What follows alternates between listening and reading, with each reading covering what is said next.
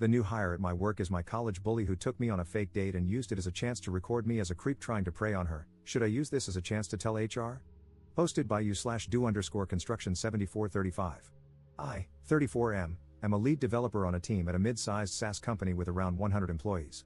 We are large enough that there are employees we can see and recognize, but not necessarily know their names. Recently, we had a new hire, Krista, 33F, who joined the PM part of the project I'm working on. I have a history with Krista from college. In college, I was more in my shell. I didn't treat myself well and was very much an introverted nerd, with admittedly bad posture and poor fashion sense. Krista had quite a few friends in college, and while she wasn't super popular, she was well liked and conventionally attractive. We shared a few classes together, and one day she asked me for help with an assignment. I helped her, and we talked. She seemed genuinely friendly to me. I helped her with a few more assignments, and finally, she asked me if I wanted to meet her after class at a coffee shop to talk. I said sure, but when I got there, Krista was nowhere in sight. I waited about 20 minutes before I called her. She answered and started laughing, and I heard several other voices laughing too. Krista said something like, "Why would I want to date a fat loser like you?" I looked out the front window of the shop and saw one of Krista's friends holding up her camera phone at me. For the next few weeks, there were jokes about me and flyers with my face from the coffee shop video plastered up with, "This guy's a creep," in bold letters on top. I kept my head down, and within a month, the next big thing popped up on campus, and I was forgotten. This didn't stop Krista and her friends from saying, "Ew, creep," when they saw me, but the rest of the campus eventually moved on, so I was never accused of anything or ostracized by the rest of the student body. After college, I learned about self-care and usually am with other programmers, so I don't stand out as a social outcast. When Krista was introduced to our team, I don't think she recognized me. It's only been a week, but I want to know if bringing up the college incident to HR is worth it. Most of my rational brain wants to let this go, treat Krista as a new person, and move on. However, I have a small fear that she might tell a skewed version of the college events and sour the team against me. I wonder if I should at least disclose the incident to HR so that if she does start telling tales, I have some recourse. What should I do? Update 1. Yesterday, some things happened, some bad, but mostly good. There were mixed responses to my previous post, with most advising me to report the situation, though one HR professional suggested I shouldn't. Due to the mixed advice, I consulted a local employment lawyer. The lawyer advised me to inform HR about my past with Krista, but to make it clear that there was never any disciplinary action taken against me in college. He asked if my job had a copy of my transcript, and I verified that it did. The lawyer also asked if there were any third parties who could verify the harassment and suggested I get their names and contact details if needed. I knew 2 people from college who I still had on LinkedIn and was certain they would tell the truth, so we were good there. The lawyer told me to request a meeting with HR and my supervisor, explain the situation with Krista, emphasize that there were never any charges or disciplinary actions, and mention that I had 2 witnesses if verification was needed. So, that's what I did. On Friday morning, I came into the office and sent an email to HR and my supervisor requesting a formal meeting at 10 a.m.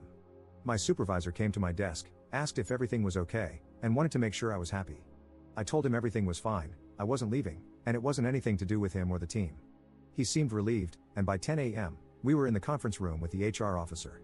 I thanked them both for taking the time to meet with me and then followed my lawyer's instructions. I explained that the new project manager, Krista, was someone I went to college with, and that she had participated in the harassment of me during that time. I detailed that there were never any charges or disciplinary actions taken against me, and that I had 2 independent witnesses who saw the harassment and provided their contact info. My supervisor seemed shocked, and the HR officer reviewed the information I provided for a minute. Then the 2 of them talked for a moment before finally calling Krista in. When Krista walked into the conference room and saw me, HR, and the team supervisor, she seemed shocked. HR started with something like, "We have been told you 2 have a past." Krista sat down and looked pretty shocked throughout. She did admit to the bullying but tried to reframe it as a misunderstanding repeatedly. She never outright said what the bullying was, but then she was told that since this was an incident in both our pasts that nobody once brought up again, it should stay buried. HR made it clear that this is not to be a funny watercooler story to share. Krista and I both agreed to that, but Krista still looked shaken. Noon was approaching as the meeting was wrapping up. My supervisor and HR reiterated that neither of us is to breathe a word about the college incident. We're professionals, and we're here to do a job. I went to the break room for lunch, and my appetite finally returned. The last few days had been stressful and I wasn't eating much. I sat at a table with the rest of the development team and we started eating. Halfway through my sandwich, another coworker, Sandy, 30F, came by and said, "So I heard an interesting story yesterday about you and Krista," with a big grin on her face. She didn't get further because my supervisor, who was at our table, stood up, pointed at Sandy, and across the room at Krista, and said, "You two, conference room, now." I wasn't privy to what happened in the conference room, but I did see the HR officer go into the room 2 minutes later, looking pretty pissed. I guess she got the call and was interrupted during lunch. I'm not sure what went on. The rest of my team asked what that was about. I said, I have no idea, and just kept eating.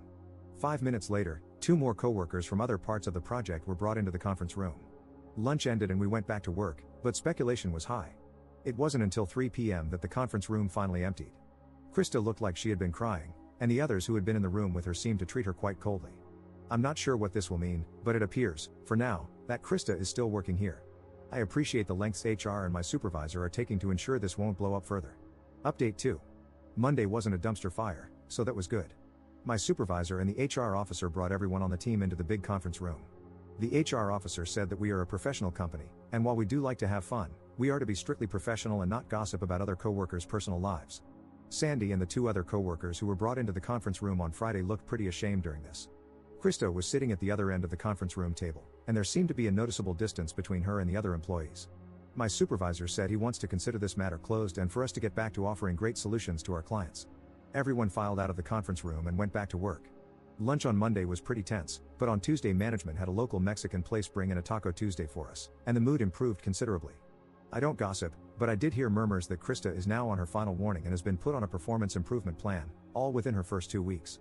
Not sure how true these rumors are, but with how isolated Krista now appears to be from the rest of the team, it is clear that everyone else is not willing to socialize with her beyond their work functions. I considered this matter closed myself, and if Krista worked hard and got her redemption arc, I'd have been fine with it. But then last night happened. I'm not sure where Krista got my address, but she was outside my house last night, and luckily my doorbell camera caught it, so I can pretty accurately transcribe it. She rang and asked if we could talk. I said through the digital doorbell that there was nothing to talk about and she better leave because this is now harassment. She pleaded for me to come outside and discuss it. I declined and emphasized she's not welcome. She then said she had a crush on me in college, that her friends found out she asked me to coffee and pressured her to turn it into a harassment campaign, and she was afraid of them disowning her for liking a guy like me. Guys, I wanted to laugh so freaking hard. I was socially awkward back in college, but even I knew this was BS. Hell, I wasn't even interested in Krista for a date, I thought she wanted to be my friend. I told her that I didn't care what she had to say, she had to leave. She told me I could just ask Sandy what she told her and it would clear this all up. I declined and said that this matter in the office is closed.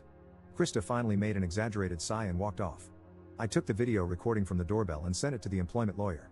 I will give it to my supervisor in HR today. I will be shocked if she lasts longer than this Friday now. Update 3. Krista is fired.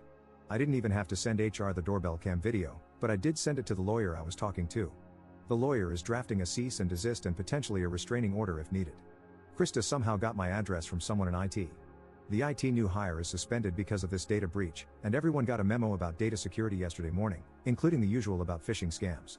Krista's desk was empty when I came in yesterday morning, and since I'm taking the necessary legal steps, I'm considering this matter closed. Edit. Krista tried to show up at my front door one more time a week later. I called the cops, and she was removed but not arrested since she didn't technically do anything yet. The lawyer served her with a cease and desist, and it has been communicated to me that she understands. Work is almost back to normal. No one wants to talk about Krista anymore. I consider this truly resolved now.